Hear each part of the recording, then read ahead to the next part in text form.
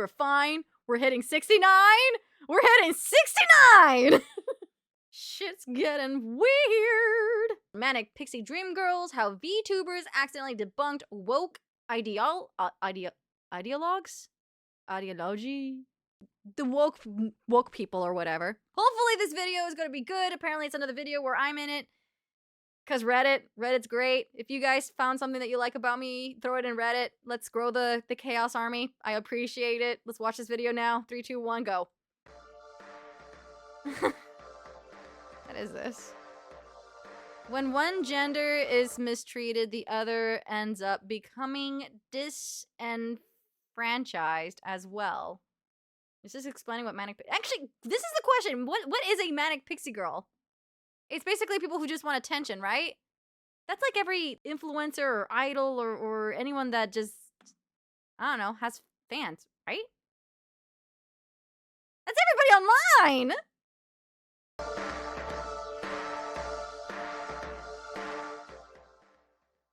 Hey, internets. One of the more bizarre questions out there is something I like to refer to as the... Oh, is that... Wait. Oh, there it is! MentisWave. There you go. That's the guy. You want to follow this guy. MentisWave. Boom. I say that when I haven't even seen his video yet. Confidence. Hey, internets. One of the more bizarre questions out there is something I like to refer to as the Vtuber question. Are Vtubers cringe and degenerate? Yes. Or are they fine examples of just pure, harmless, youthful fun? The answer to which is all pretty subjective and something you can argue either way. But what's more interesting is a question that often comes packed with the Vtuber question, which is, are Vtubers political? And that question often gets swept under the rug with usually the milquetoast answer. Political? Normally, most streamers try to stay away from any political topic because it is a very, very tight rope to walk unless you are ready. You are ready for those whiplash comments that disagree with you. Which is that, oh, it just depends on the VTuber. Some VTubers like Kirsch focus on politics a lot, then you have others like Pippa who are occasionally political, and then you have fun little moments like this one. What do you think of men who get cooked? I think that's really sad. They should beat their wives. Yeah! Wow! But honestly, most of them tend to avoid the subject of politics entirely. Guys, we don't condone violence, please. Please, no. Unless it's in the context of a joke. Like, for example, Iron Mouse reacting to AI of Donald Trump and Joe Biden playing video games. Which is political, but obviously just satire. Which is Listen here, Sleepy Joe. Get the hell out of here because you're not doing anything. It's so funny, the AI jokes having the presidential voices. I love it. They're so funny. honestly a smart position for most VTubers to take. Treat politics as something to laugh at, instead of taking a serious stance, so that way they don't alienate half their audience. And so that's the answer you're gonna usually get when you ask the question of are VTubers political. But that's not where I'm taking this. There's a much more interesting way to answer this question, which is to interpret it as, are VTubers inherently political? Is there something about VTubers that has inadvertently proven something about modern culture through their rise and success, that most people wouldn't even know? Jesus Christ. I want to make a comment, but I think I'm just gonna keep it to myself. No, actually, I'll say it. Some people who take like one side joke a little too extreme just need to learn to relax. If we don't learn how to laugh things off, we're always gonna have like a stick up our ass. Notice or even think about that perhaps there's an experiment that all VTubers have been participating in, whether they know it or not, which handedly disproves a major mainstream media narrative. Intentional logical fallacies are used by various media pundits. Of course, just know that, yes, there can be, like, jokes that goes way too far and people can't exactly land them well. Yeah, that exists. That exists. I have relatives who try to tell jokes and they just... No, they were not jokes in the end. It's just like, that's not a joke, dude. Ooh. It's a skill.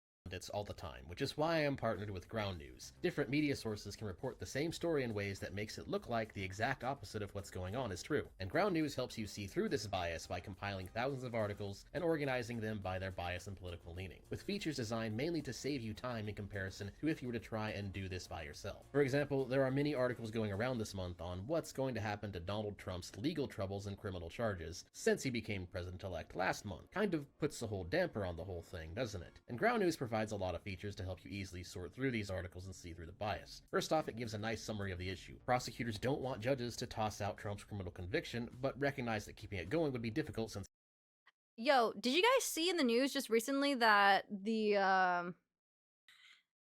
think Trump and his administration found out that this guy, this CEO of some company was taking a bunch of funds on the side when it should have been going out to like the people that needed it. Like he was like pocketing a lot of money that was not his to begin with, and I think he's getting sent over to Cuba. Did you guys hear about that? Guys like him, not the first, not the last, but when I hear shit like this, I'm like, oh hell yeah, justice. Don't be stealing from the poor and the people that need it, you rich bastard. he's now president-elect, so they are instead trying to stall the case. It also gives a summary of different sources reporting on the topic. Right-leaning sources seem to suggest that prosecutors are obsessed, going too far or the whole thing is lawfare. Center sources simply state the DA wants to pause the case but uphold the conviction until he leaves office. And left sources like MSNBC reported as if bad orange man is using his election win to evade justice. If you were to ask me, the whole thing is dumb since it was a victimless crime anyways. But ground news can help you come to your own conclusion. Let's easily see which sources are reporting and how, such as with this handy bias distribution chart, or with things like this that let you see who owns the media sources reporting on the topic. You can also click on a source to be taken directly to their version of the article, or find similar articles quickly and easily via the similar news topics feature. There's also Blind Spot, which lets you see Guys, I have bad news. I am not paying attention. He has the kind of voice I would turn on and just let it play on its own while I try to go to sleep. He has a certain tone to his voice that is very sleepable for me. I like it. So I may miss some things today in today's little reaction video, and I'm so sorry. I wanted to make it a compliment, but I don't know if that is a compliment. Like, man, your voice is so relaxing, you put me to sleep. Like, is that like an insult? Is that a compliment? I don't know. You be the judge. I said this one time to a big YouTuber I collabed with, like big, like he had 1 million subscribers. And when I heard him talk for the very first time, it was like a collab event. I didn't know who he was. They just kind of like brought him in, the people I was collabing with. And God, I said something that made him very, very uncomfortable when I thought it was a compliment. Like, I effed up bad. Because I was like, dude, I literally said, like, you've got a really sexy voice. It sounds really pleasing to my ear. And he got, like, super uncomfortable. And I was like, what? It's like, that's a compliment. At least to me, I'm trying to give a compliment. But I guess that didn't, like, hit the target. That did not land. What? You say, oh, dip. It was a compliment! He had a really nice, sexy voice! I wasn't trying to hit on him, and I tried to laugh it off to make it sound like it wasn't anything serious. Shit. Alright, I'm gonna go ahead and press play. They glance topics that are being ignored or underreported by various media sources based on how far to the left or right they lean, which lets you see things that you might ordinarily miss due to the reporting bias. Lastly, Ground News is independent and subscriber funded, so to get the same features I have, you can go to ground.news/MentisWave or scan my QR code to now get 5% off the Vantage plan, which gets you unlimited access. But anyways, the answer to that question, have VTubers accidentally proven something about our culture that mass media doesn't really want to talk about, is in fact a very large yes. And it's something that starts to reveal itself when you start to examine the phrase, I need to shut up. What'd he say? What's the answer? VTubers accidentally proven something about our culture that mass media doesn't really want to talk about, is in fact a very large yes. And it's something that starts to reveal itself when you start to examine the phrase Manic Pixie Dreamgirl, a fantastic example of how modern cultural critique is filled with a lot of really dumb ideas. Hey chat, when did this Manic Pixie Dreamgirl phrase, begin? I'm just curious if anyone's got any history knowledge about it. That are both largely misandrous towards men, but interestingly, in this particular case, it's also something that has a side effect of being severely damaging to young women, and that it preaches to young ladies a false narrative that, when taken seriously, will result in them making a series of really bad and dumb decisions that will ultimately ruin her life and destroy any romantic prospects she. Oh, you mean like when girls try to do the girlfriend roleplay? Shit like that? So what are the boys called? Are they also still called the Manic Pixie Girl if they do boyfriend roleplay too? Like, Genuinely curious. Are they just called the Manic Pixie boy? May have. And VTubers have just kind of accidentally proven just how stupid this concept is. So what exactly is a Manic Pixie Dream Girl, you may ask? I'm sure some people who clicked on this video already have a basic concept of it, but for those who don't know, Manic Pixie Dream Girl is a trope, a character archetype of something commonly found in fiction, although can occasionally exist outside of it. And the character usually has the following traits. The first is that they are eccentric or has a quirky personality, you know, not like the other girls type. They're also young, female, and usually single, and so in fiction she will usually be the romantic interest or the hero of the story. She also often has interests and hobbies that are less common for a woman of her age. She's usually optimistic and positive about life, although this rule can be broken if it's in line with her eccentric nature. And lastly, she usually ends up teaching the hero of the story something about life. She either helps him get on his feet, provides him with some kind of motivation, or There you go! There's the evidence I needed right there! Explain what a Manic Pixie Dream Girl. She usually lets the hero learn something. She teaches him something. I'm not gonna teach you shit! What I'll do is be a bad influence, I think. There you go. I'm not a Manic Pixie girl. Done and done. again just serves as the basic love interest of the story. So basically she's quirky, she's positive, she's fun, she's different. And she's also, strangely enough, an archetype that you could easily apply to, well, pretty much every single successful VTuber. So I actually found that it was harder to find a VTuber that doesn't fit under the Manic Pixie Dream Girl label. The vast majority of the VTubing industry can be understood as young girls, usually with a fun and upbeat disposition, using an anime model instead of just being a cam girl, and they usually have some kind of eccentric or unique backstory to their character. There's some men out there who are VTubers, but mostly it's young women, usually women under the age of 35. And what VTubers mostly do is provide entertainment. That's because mostly men are online, you know, watching YouTube and streams than women comparatively. Most women who are even online at all are either being toxic as fuck over on Twitter to basically yap about their drama that no one cares about, or they're watching makeup tutorials.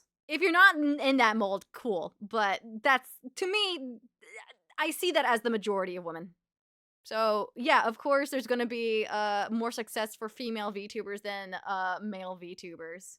In a manner that is mostly pandering to a male audience. So they'll do things like streaming video games or reacting to internet memes while being quirky and fun. The only real difference here is, again, they're not entirely fictional. There is a real person behind the model. But at the same time, they're still somewhat playing a character. I mean, most...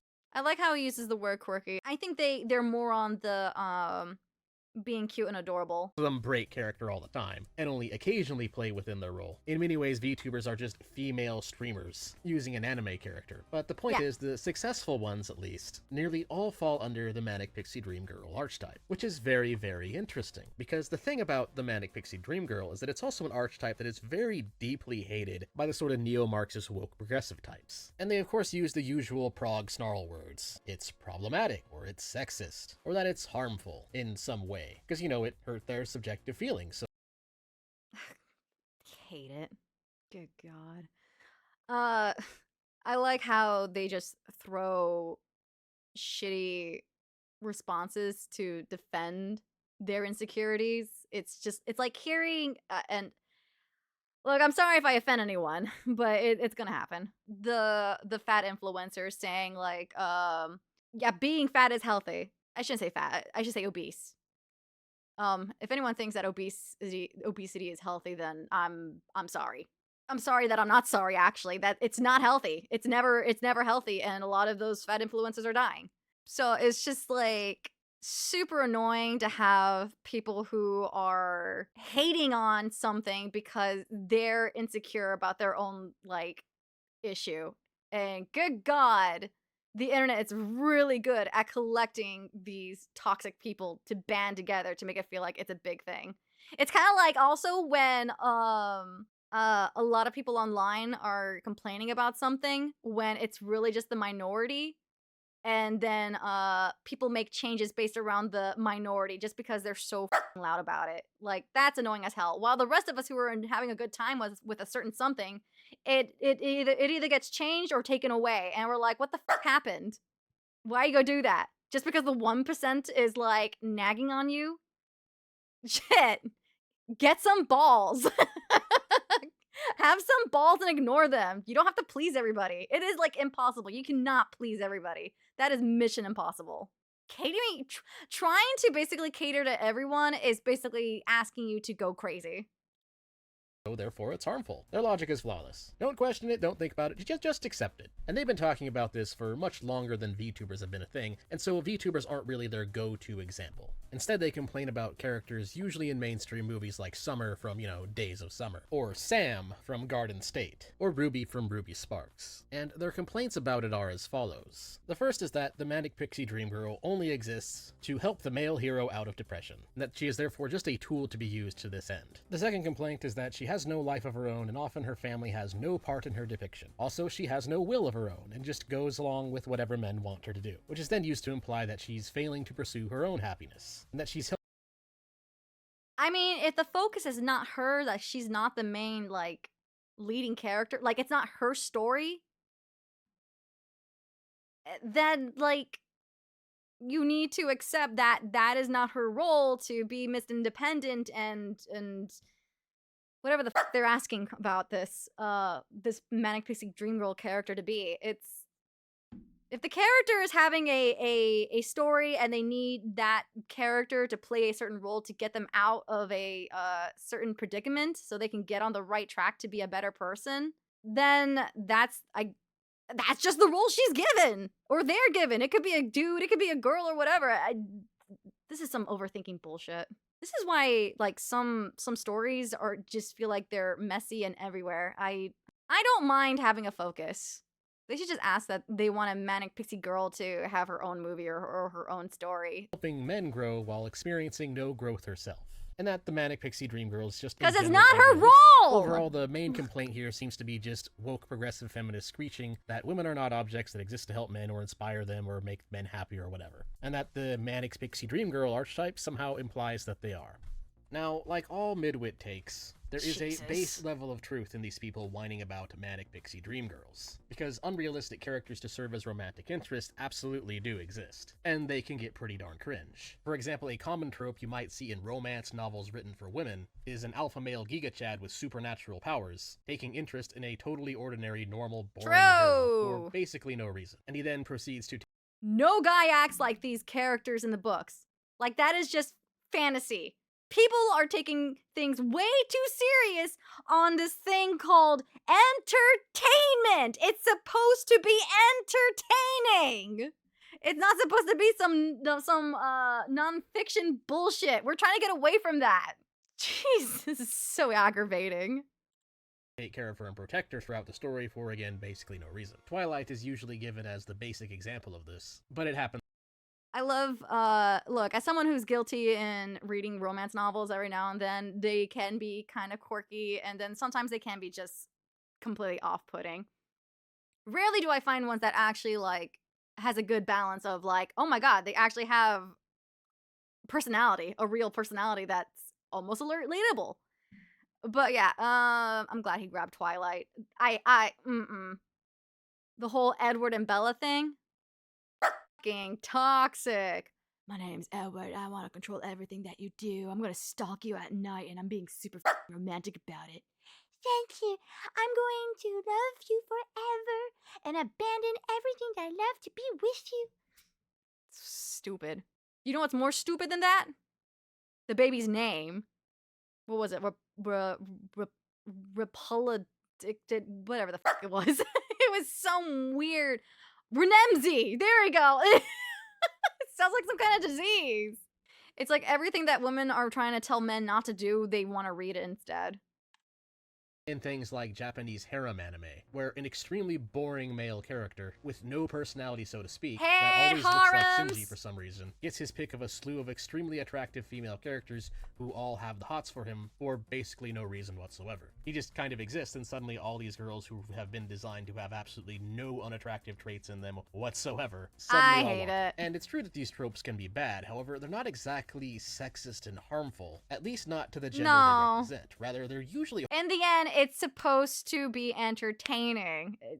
Not every entertainment has to cater to everyone's needs.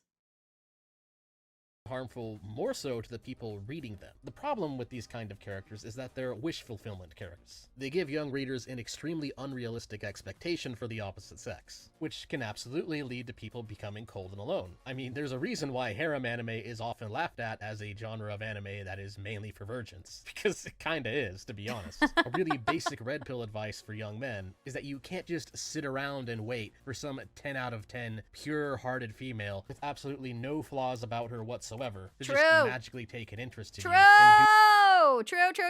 If you don't actually go out there, you're not gonna succeed. That's basically just life advice. You can't wait for shit to just magically happen. The world's not that convenient. If it did work out for you, congratulations, you're like that 0.01%. Do all the work and just want you for no reason. That just doesn't happen. Wants things to be easy. This is society today. Want things to be convenient. Most of the time is that you end up with the partner you earned. So in reality, you have to become the kind of man that the kind of woman you want finds attractive. And of course, the same thing is true in reverse. If a woman is not attractive to the kind of man that she finds attractive, she's not going to get that man. There are exceptions to this basic rule, but most of the time, you can't just do nothing and have your perfect dream partner fall into your life. You have to actually do something. And in many ways, it's very similar to economics. You have to offer people something that they want in order to get what you want. And there's another channel known as Home Math that kind of goes into this extensively when talking about relationship advice. A big problem with the dating market is that too many people are going into it only thinking about what they can get out of it, rather than going into it thinking about what they have to give, or what exactly is it about you that makes you a good partner. And I have a special understanding of this because one thing people might not know about me is that I'm actually a married man. I normally would never bring this up, and I normally don't really talk about myself much because it doesn't really matter in the context of philosophy. Flex, dude, flex. You succeeded. Philosophical or political channel. But it is relevant because I can point out one very simple fact about a lasting marriage, which is that you have to care about what your partner wants. You have to care about their well-being. In order for love to work and for it to last, you have to wake up every day thinking about what you have to give, rather than just what you can get out of your partner. If I didn't care about my wife's well-being, or if she didn't care about my well-being, it wouldn't work. You both have to genuinely respect each other's will, almost as if it were your own. And so that is just kind of the basic nugget of truth that exists within this critique of the Manic Pixie Dream Girl archetype that we're seeing from these neo-Marxist woke progressive feminist types. The problem is, and where they completely screw up and get it all completely backwards, is that what they're whining about isn't actually unrealistic at all. I decided to watch some of the movies and look at some of the characters that are often called out as being Manic Pixie Dream Girls, and the only consistency I found is that they were women, they had some femininity and some quirkiness to their personality, they liked to have fun, and they didn't hate men. So to any woman out watching this, if you meet these four traits, congratulations, you apparently don't exist. So what we are seeing here is kind of the reverse problem. Rather than setting an unrealistically high bar for a potential partner, what we're really seeing here is an example of feminist critique going too far. They're setting an unrealistically low bar for women to go for. Or if you are anything other than a man-hating, scowling, strong woman who don't need no man, then you somehow represent a problematic, unrealistic standard. And that's of course completely ridiculous. It kind of reminds me of the male incel community complaining about how women aren't interested in men who are poor, stupid, and short, or otherwise lack any masculinity in them whatsoever. Just because standards exist doesn't mean you're being oppressed. And look, I get it, it can be really hard to meet some of those standards, especially as a guy, because some of those standards are indeed a lot higher. But whining about it doesn't really change the fact that that bar exists. And going back to Vtubers and examining them alongside the movies that get accused of having Manic Pixie Dream Girls in them, we can easily see how this bar isn't really that unrealistic at all. And a lot of the critique also has some really obviously faulty alongside the movies that get accused of having Manic Pixie Dream Girls in them, we can easily see how this bar isn't really I need to go back to the gym. Unrealistic at all. And a lot of the critique also has some really obviously faulty logic when you think about it, which really shouldn't surprise Not gonna lie. Muscles. They're sexy. Anybody, because one of the main central components of neo-Marxist philosophy is that they tend to view everything through the false dichotomy of victims and oppressors, when in reality social interaction is much more complicated than that. And as a result of this, they tend to commit false dichotomy fallacies and make bad faith arguments all the time. For example, one really stupid and very common false dichotomy is objectification. For example, attractive female characters in a story exist, or lots of VTubers like to use sexy models, and therefore men who enjoy that are objectifying them. They only view her as an object. But that's actually a false dichotomy. It is entirely possible, in fact very common, for a man to find a woman sexy and attractive and still respect her as a human being with human rights. Just because Really? sex sells doesn't mean that men only view women as sex objects. You can absolutely find a woman sexy and still respect her. And yet whenever I see these radical feminist neo-Marxist critiques of art, Here's the thing. Here's the thing. You can have a sexy model, and yes, it will help with, like, the gooners to, like, you know, click and check things out and be like, what's going on here? In the end, they will only stay, majority of the time, depending on the character. Like, the actual character behind the VTuber. You can have a sexy character, but if you're not interesting, people will still leave. Oh my god. Personality will keep people around? No way! Yeah, sometimes that happens. That helps. That helps, having a personality. What a kicker. and literature and whatnot, they just automatically assume that any attractive female character is being objectified, which is objectively invalid reasoning. Those two scales are not tied together. Men's brains do not work in a way where the more attractive we see a woman, we then automatically have to see her as less of a human being. The personality scale and the look scale are entirely capable of going up and down independently of each other. And yet, because neo-Marxist philosophy tends to view the evil straight white male as the oppressor group, it is automatically always taken in bad faith, and so it is assumed that the evil straight white male must therefore be objectifying any woman who is found to be attractive, or any woman in art or literature who Wait, what? must therefore be objectifying any woman who is found to be attractive, or any woman in art or literature who is attractive. And that's objectively not true. It's a false dichotomy fallacy. It's not a sustainable argument, and as I've just shown you, it falls apart very easily when examined. And here's the thing, the same thing is true for pretty much all the other complaints about the Manic Pixie Dream Girl. For example, going back to Vtubers, there are a lot of young, depressed men in Western society. That's just an unfortunate reality. And for many of them, watching Vtubers helps them out of that depression. Does that mean they see the Vtuber as just a tool to bring him out of depression? Just an object with no... Am I just a tool to you guys? Guys, is that what I am to you? Am I just a tool? Am I just a tool to you? Be honest. I can handle it. Yes? Good! My job here is done! I am here to entertain you. You're welcome. will of her own, just a means to an end of that goal? No, of course not. That's ridiculous. That is just another false dichotomy. For the exact same reason, just because someone helped you out of depression doesn't mean you view them as a tool with no human agency of their own. That's ridiculous. And going back to mainstream movies, we then have to ask, so why is it that Sam, in Garden State, a dramatic objectified tool for helping Andrew out of depression? Why does that need to imply that she has no agency of her own? It really doesn't make any sense as soon as you realize that it's just all false dichotomy. And she's also not a perfect girl at all. She's not unrealistic. She has problems of her own. If you actually watch the movie, Sam has some pretty serious issues. Or how about the idea that the Manic Pixie Dream Girl has no life of her own? I mean, where's that even coming from? So because a girl doesn't open up about who she is and give us a massive backstory about everything in her life, then she has no life of her own? I mean, plenty of streamers, not just VTubers, and plenty of content creators don't talk about their life that much outside of what content they make. That doesn't imply that we have no life, and it certainly doesn't mean that you're only allowed to look at them as someone who has no life. Again, another... The reason why VTubers do not want to share too much of their personal story is to make sure that there is a boundary that's set. So the chances of having this whole parasocial relationship is not in a at a level that could be toxic, if that makes any sense. It's like if I share my personal story, someone could easily think that like, oh my god, I'm so much closer because I know of him or hers, you know, backstory. I don't know, for some people that they feel like that's enough to feel like there's a some invisible connection, while the creator in the background is just like, whoa, what? I was just sharing a story. I don't know if I'm telling it right, but I hope you guys know what I mean, right?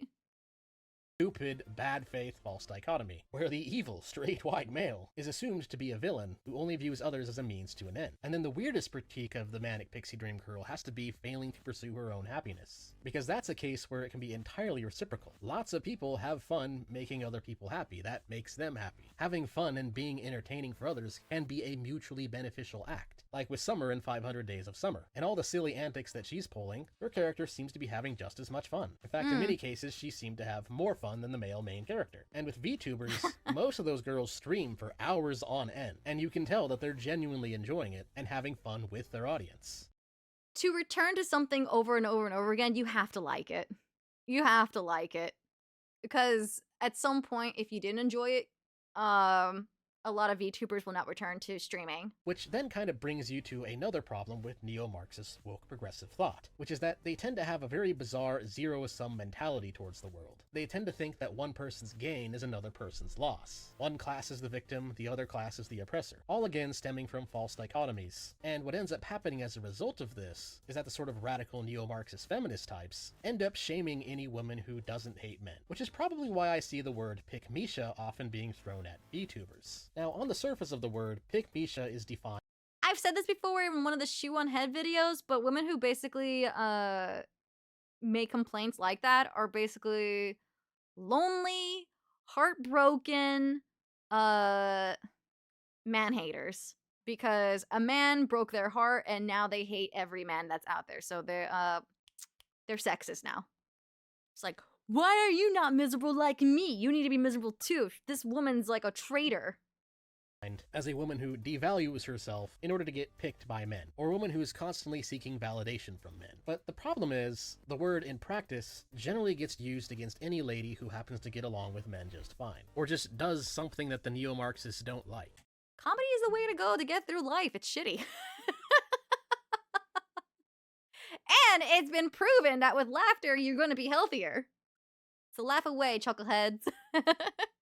For example, apparently DipperDog is a pick-me because she reacted to a video of men doing better than women at hunting, so she had fun laughing at one of the basic biological differences between male and female in humans. Apparently this is pick-me behavior. Or how about another example? I read the Reddit post, actually. The Reddit post basically said this is just saying, this Manic Pixie girl putting down women in favor of catering to men's needs or whatever, you know? But, like, the reality is that those women, that's why I specifically put in my quote saying women can't hunt, or something like that. What'd I say? These girls can't survive.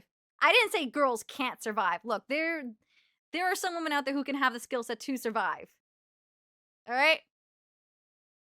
I specifically said these girls in the show can't survive. They were literally cheating and had so much aid to get through the game. They would have been dead in reality. They would have been dead on that island, decomposing for the alligators or any other creature on that island to eat them. I guess get mad because I was just stating some facts. But whatever. Sorry I hurt your feelings. Of men doing better than women at hunting, so she had fun laughing at one of the basic biological differences between male and female in humans. Apparently this is... Men are naturally stronger than women. Deal with it. That is biologically the fact. That is the biological truth. There you go. Pick-me behavior. Or how about another example? Apparently Smug Elena is a pick-me for making fun of game journos over the whole Black Myth Wukong fiasco. Okay, so sometimes VTubers make fun of woke to... Why are they mad over a Chinese story? This is like what Goku from Dragon Ball Z was based off of, right? The some like monkey character that was that's about all I remember. I just know it's some monkey character that goes on an adventure or something like that. That's what Black Myth Wukong was based off, right? This was like a successful game in the end, wasn't it? Like a well-made game? too, and that Journey somehow to the makes West. them Yeah. pick-me's. Gee, it's almost like pick-me isn't really a word that's used with any kind of consistency in regards to what it's supposed to be defined as. It's almost like it's just being used as shaming language against any woman who steps out of line and goes against the cult of woke. And the more you look into it, cult that of seems to woke? be exactly what's going on. Like another silly example, You know what this reminds me of? This isn't woke culture at all. This reminds me of bullshit, what's the word I want to look for? Bullshit groupies, that get together in high school. You know what I'm talking about? Maybe groupie's not the right word for it, but the people that just seem to navigate to cluster in one group, and they all seem to have like one personality. Like if you're missing one person, that's fine. There's like 5 spares. It's like they all share a brain cell. And if you don't share that brain cell, you're out of the group.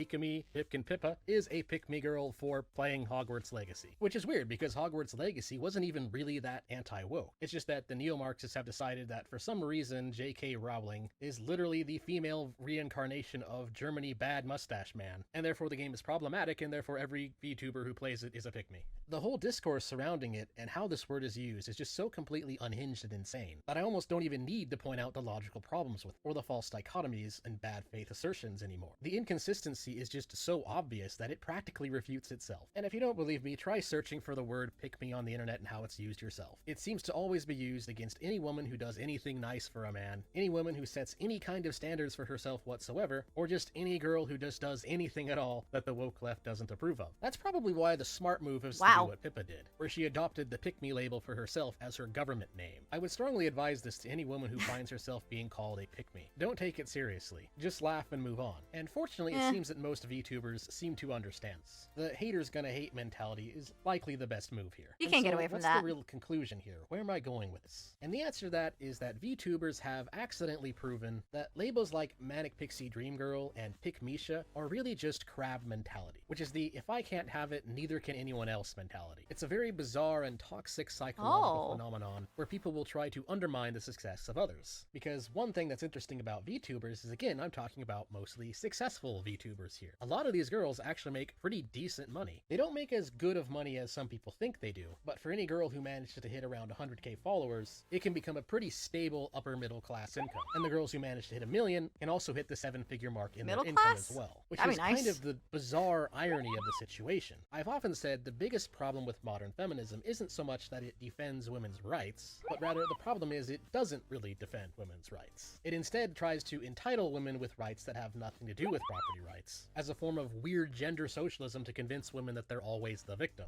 You know, going back to the victim-oppressor dichotomy of the whole neo-Marxist ideology. And yet, here they are shaming successful women because some of those successful women are turning against the woke brigade. It really shows just how toxic the ideology is. But perhaps the worst part about this isn't really something to do with VTubers specifically, and instead... So basically jealousy. I didn't know there was a name to it outside of jealousy or envy. The crab mentality. So this was educational. Just manifests as general bad dating advice.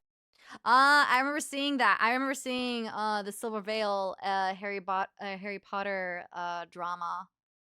That was so insane. The people that went to harass her for playing Hogwarts went way too far. That was not cool. Directed at young women. If I were to look at both the red pill manosphere and compare it to, say, female dating strategy, one could attempt to argue that, oh, they're both equally bad, they're two sides of the same coin. But that's not actually true, because the red pill community at least gives men basic, decent advice, even if it really can be a little bit misogynist at times. For example, when Andrew Tate says that you should lift and that men should be constantly improving themselves, he's correct. Some of the other things he says may be questionable, but he knows Andrew Tate knows what to say. And yeah, the whole, like, you know, work hard on yourself and improve yourself, that is, you know, that's always, you know, good advice. Do the best that you can, capable.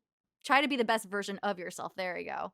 But what sucks, and I'm sorry for any, not sorry for any Andrew Tate fans, the guy literally does prey on men that want to improve themselves and looking for, like, a male role model. And Andrew Tate takes advantage of that, takes your money, and doesn't teach you shit. He hires like randos to teach the classes for you. It's someone actually like got the Andrew Tate bought the Andrew Tate Academy thing, and you guys should definitely take a look at it. It is such a joke what he did, like the whole Discord group. He's preying on I guess the desperate. Basics of the advice is correct, which is that you need to be constantly striving to be the best version of yourself that you can possibly be, because that way you're focusing on what you have to give, which in turn increases your value in the dating marketplace, or just makes you a higher value partner in general. And you see that I always try to push myself because I'm thinking when I'm old and I'm looking back on my life, I want to at least remember some proud moments I can smile to myself and be like, okay, I accomplished this. Did I accomplish everything? No. But I did the best that I could for me as a person. It's better than giving up and crying about it, because you don't go anywhere with that. You got to get up, walk, and pick a destination. It may not go the way that you want, but it's better than basically sitting on your ass and just like waiting for something to happen. You have to go and be ready for either the success or the failures you have to face. pretty much all of the Red Pill community. Constantly improving oneself is always a part of the message. An Irish funeral? I want like a Viking funeral. Sail me away on a boat and some archery better take the shot and set that boat on fire. I think that would be a badass way to go. Yet, when you look at the advice given to young women in places like Female Dating Strategy, or pretty much any dating advice from a sort of neo-Marxist, woke feminist lens, this angle of self-improvement doesn't really exist. Going back to how Ho Maths puts it, it's stuck at stage 3. They're stuck in the mindset of thinking of relationships only in the context of what you can get out of them. And so the self-improvement element is largely missing from their advice. There's a little bit of it, but it's a drop in the bucket in a sea of entitlement. For example, what is a high-value woman? Well, according to them, a queen. And what is a queen? Well, it's a woman who already knows that she's high value. And if that's a queen, guys!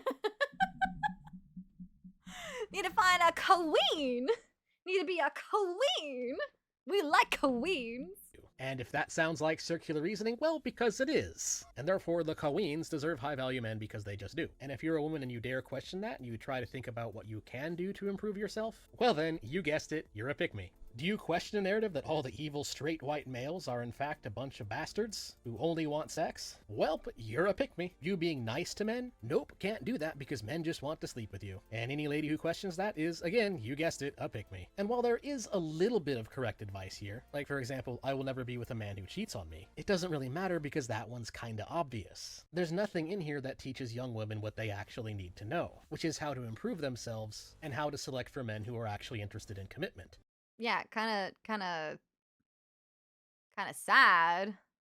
Gosh, why is loyalty so hard? Instead, what I see from this ideology seems to start out from the assertion that you are already maximum value, and so ladies are therefore entitled to commitment from men. And depending on whether you are a man or a woman, if you question this, you are either a pick-me or a sexist. And that is not good advice for young women. Unless, of course, you're trying to write a book that is designed to teach girls how to wake up one day and look in the mirror discovering that they are 50 years old and still single and never married. Thinking that you're entitled to commitment is terrible advice. And if we look at similar subreddits to FDS, by shared user base, we can see that this is exactly what's happening. Dating over 30, dating over 40, child free. This is definitely not the advice that any young lady should be listening to. And then you look at the red pill community for men, and it's a completely different story. There's plenty of self-improvement here. Seduction, bodybuilding, male fashion advice, fitness, social skills. This is actual proper advice. And the most important difference, though, is that you almost never see men tearing each other down for being successful. And yet it happens all the time in the circles of fake advice given to women, constantly clawing at each other and ripping each other apart for that one time she did something nice for a boy. It's pretty ridiculous, and it sadly shows that Western society still has yet to fully learn.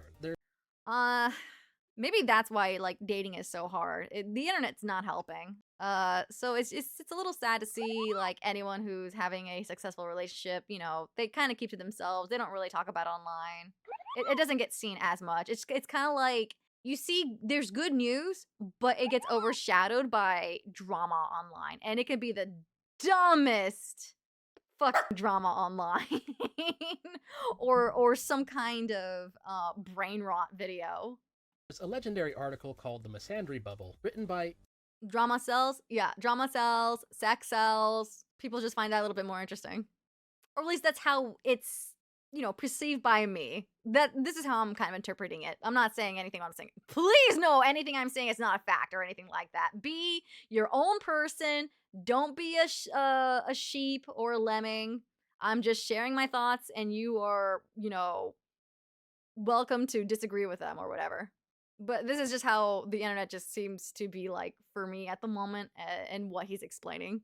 Man, I cannot talk. Imran Khan of The Futurist. And one of the most important parts about it that most people kind of gloss over is this section right here. The basic premise of this article is that men and women are equally valuable, but have different strengths and weaknesses, and different priorities. Society is strongest when men and women have roles that are complementary to each other, rather than of an adversarial nature. Furthermore, when one gender, either one, is mistreated, the other ends up becoming disenfranchised as well. Any society that wishes to sustain itself. Oh, wow. He did not want to pause. True. I mean, majority of the time, it's women that are a lot more nurturing, so therefore can, like, raise, like, the baby a little bit more gently. I mean, I've seen some gentle dads. That's always heartwarming to me to watch. Where was I going with this? Oh, it just seems to be more of the norm for the mother than the father. I don't know. Maybe things have changed now. Maybe things have changed. I'm not sure. But yeah, men are naturally stronger than women, so therefore they're able to, like, you know, be more of a protector than women are, which is the role that they have played for thousands of years, which is how we are still alive today. Uh, Thank you, men, for your protectiveness and sacrifices that you've made. I don't know why it upsets people, which is, you know, a contradiction to women who read like those romance novels where men are playing the protectors and the heroes for the damsel in distress or things like that. Needs for men and women to get along with each other, or else both parties are going to end up suffering as the culture of their society becomes more and more toxic. And so when you see we're suffering now. There's definitely been a decline on birth rates now, and a lot more single people now. Progressive pseudo-intellectuals, under the guise of women's rights, trying to demonize men, and telling women that holding herself to any kind of standard is giving in to some kind of sexist stereotype, over time that mentality is doomed to end up harming women just as much as it harms men. And Vtubers have gained success by just kind of accidentally breaking out of this mold. They've found a niche market in being fun and entertaining and not hating men. So it's kind of a silly but also very real example of the free market kind of fixing it. But unfortunately, there's still a lot of work to do, and the dating market in general needs to be repaired from the damage that has been caused to it by this neo-Marxist regime. And hopefully today I have helped by pointing out just how ridiculous. I literally have no clue what's going to help the dating market. I think it's just going to get worse, especially with AI starting to become like a thing that like programmers are hard at work in order to battle against loneliness. That was depressing, and I'm sorry. But what are your thoughts? What do you think can help with the dating market? Like, we can't get rid of the internet. That's not possible. Dipper hates men, but also hates women. I get annoyed by both genders equally. Fair, right? Ridiculous and inconsistent the flawed reasoning that this regime uses really is, which is important because a lot of these people who believe in this ideology are in fact mainstream corporate journos, and you will see this kind of inconsistent reasoning in mainstream publications. But hopefully you now know how to spot it and not fall for it. And so for now, that is all I have to say. Thanks for watching. Please like, comment, and subscribe, and if you enjoy my content and want to support me, you can do so on either Ko-Fi, Subscribestar, or by buying some merch, or by again checking out Ground News, because they really do a great job in showing how the same story can be shown in a completely different light from different sources. But yeah, again, for this video, that is it. Till next time. Till next time, dude. That was a fun video. I was only there for like 3 seconds, and it was a moment of glory. I will never forget it. Thank you so much. So anyways, I'm not a Manic Pixie girl.